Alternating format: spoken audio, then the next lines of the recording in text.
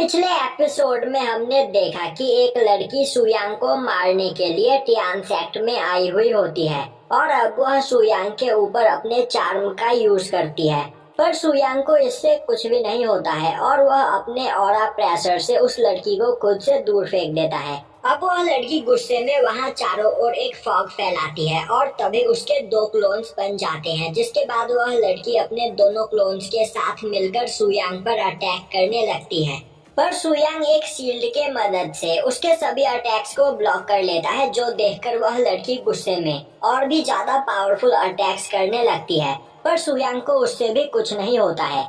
जिसके बाद वह लड़की अपने 3 और क्लोन्स बनाते हुए सुयांग पर अपनी पूरी पावर का यूज करते हुए अटैक करने लगती है। अब वहाँ पर एक बहुत ही बड़ा ब्लास्ट होता है, जो देखकर वह लड़की हंसते हुए बोलती है, तुम अभी बस क्यूआई रिफाइनिंग रैलम पर हो। अगर तुम युआन यिंग रैलम पर भी होते तो मेरे इस अटैक से नहीं बच पाते। तभी सुयांग अपने ऑरा प्रेशर से वहाँ मौजूद सभी फॉग को हटा देता है। वहीं इससे वह लड़की भी घायल हो जाती है। जिसके बाद सुयांग उस लड़की के पास आता हुआ बोलता है, तो क्या इस जगह पर तुम्हारे पास कोई और अटैक्स भी बचे हैं? अब वह लड़की डर जाती है और बोलती है कि उसका नाम सांगनिंग है और वह लॉर्ड मैंसन के लिए काम करती है, पर सुयांग की पावर देखकर वह यहाँ पर सुयांग की डिसाइपल बनना चाहती है। तभी सुयांग बोलता है, मुझे नहीं लगता कि तुम मेरे डिसाइपल बनने के वर्दी हो, तो चुपचाप यहाँ से चली जाओ और अपने मास्टर से बोल देना कि अगर उसने दोबारा टियान सेक्ट के टेरिटरी में आने की कोशिश की तो मैं उसे जान से मार दूंगा।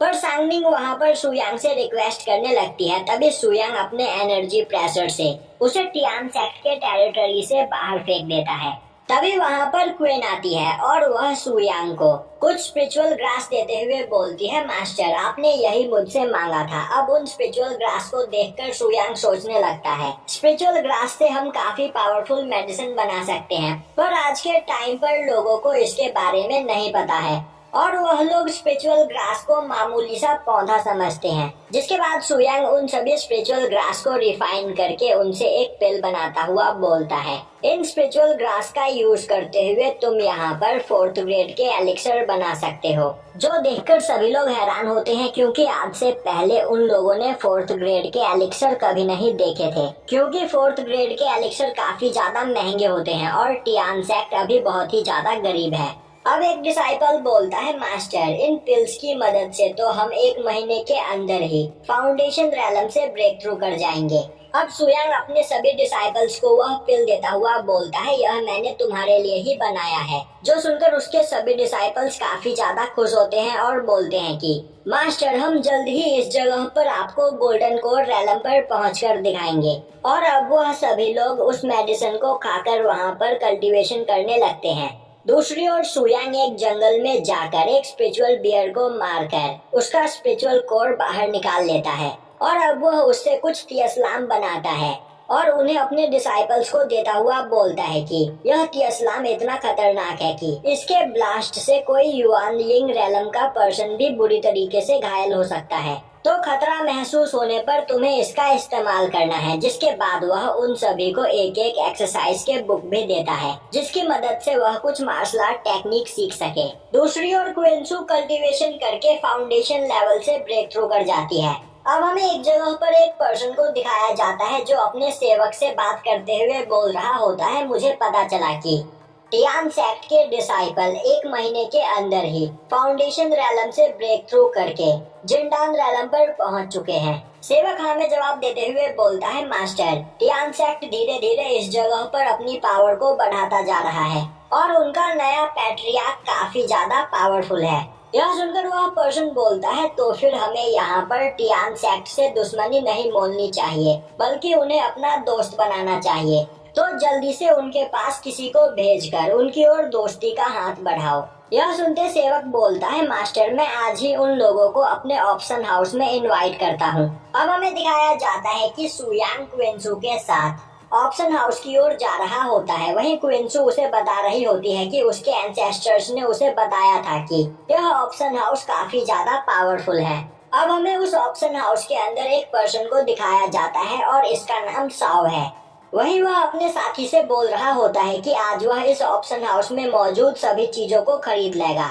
तभी उसकी नजर सुयांग पर पड़ती है, जो एक जगह पर खड़ा होकर कुछ स्पिरिचुअल फ्लावर को देख रहा होता है। तभी साओ सुयांग के पास जाता हुआ बोलता है, क्या तुम इन फ्लावर्स को खरीदना चाहते हो? पर मैं भी इन्हें खरीदना चाहता हूँ। और अब वह काफी ज्यादा पैसे देकर वहाँ मौजूद सभी स्पिरिचुअल फ्लावर को खरीद लेता है, पर सुयांग उसे इग्नोर करता हुआ वहाँ से जाने लगता है। तभी साओ बोलता है, मुझे लगा ही था कि तुम हार मान लोगे, क्योंकि तुम अभी क्यूआई रिफाइनिंग रैलम पर ही हो, तो तुम मुझसे नहीं जीत सकते। तभी सुयांग उसकी ओर देखता हुआ एक एनर्जी रिलीज करता है, जिससे साओ वहाँ पर बेहोश हो जाता है। यह देखकर उसका साथी काफी घबरा जाता है और उसके पास आकर उसे संभालता है। अब साओ हंसता हुआ बोलता है, आज तक मैंने इतना पावरफुल अटैक कभी नहीं देखा। यह पर्सन भले ही क्यूआई रिफाइनिंग रैलम पर है, पर यह एक पियरलेस मास्टर है। तो मैं अभी जाकर अपने फादर से बात करता हूँ और उन्हें बताता हूँ कि मैंने यहाँ पर अपने लिए एक मास्टर चुन लिया है। और यह बोलता हुआ वह वहाँ से भाग जाता है। अब थोड़ी देर में ऑप्शन हाउस का ऑप्शन स्टार्ट होता है और ऑप्शन करने वाला पर्सन अपना पहला आइटम एक काफी पावरफुल हर्ब निकालता है। अब उस हर्ब को देखते ही क्विंसू बोलती है, मास्टर हमें उस हर्ब को खरीदना चाहिए, तो क्या मैं बोली लगाऊं? सुयांग हमें जवाब देता है। तभी साओ वहाँ पर खड़ा होते हुए 1 मिलियन गोल्ड कॉइन की बोली लगा देता है। यह देखते ही क्विंसू 4 मिलियन गोल्ड कॉइन की बोली लगाती है, जो देखकर बाकी के सभी लोग भी वहाँ पर और भी ज्यादा बोली लगाने लगते हैं। तभी साओ वहाँ पर 10 मिलियन गोल्ड कॉइन की बोली लगा देता है, जो देखकर सभी की बोलती बंद हो जाती है। और यह देखकर साओ बोलने लगता है, मेरे पास यहाँ पर इतना पैसा है कि कोई मुझे हरा ही नहीं सकता। तभी सुयांग अपने पास से एक पिल निकालता हुआ बोलता है, मैं इस पिल के बदले उस हर्ब को खरीदना चाहूंगा। अब उस पिल को देखते ही सभी लोग हैरान हो जाते हैं, क्योंकि उस पिल की कीमत काफी ज्यादा होती है। और यह देखकर साओ भी काफी ज्यादा हैरान होता है। अब ऑप्शन हाउस के लोग सुयांग को एक पिल के बदले कई सारा आइटम देते हैं। तभी क्विंसू एक ब्लैक रॉक को देखते हुए बोलती है, मास्टर आपने इस ब्लैक रॉक को ही क्यों चुना?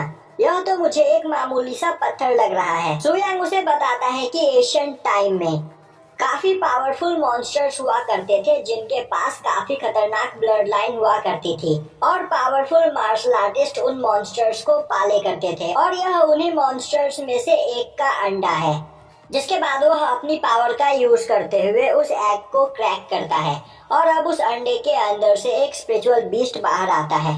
अब उस बीस्ट को देखकर क्विंसू काफी ज्यादा खुश होती है। तभी सुयांग उसे बताता है कि यह एक माउंट रिडीमर फॉक्स है और एशियन टाइम में मेरे पास भी एक ऐसा ही पालतू बीस्ट हुआ करता था।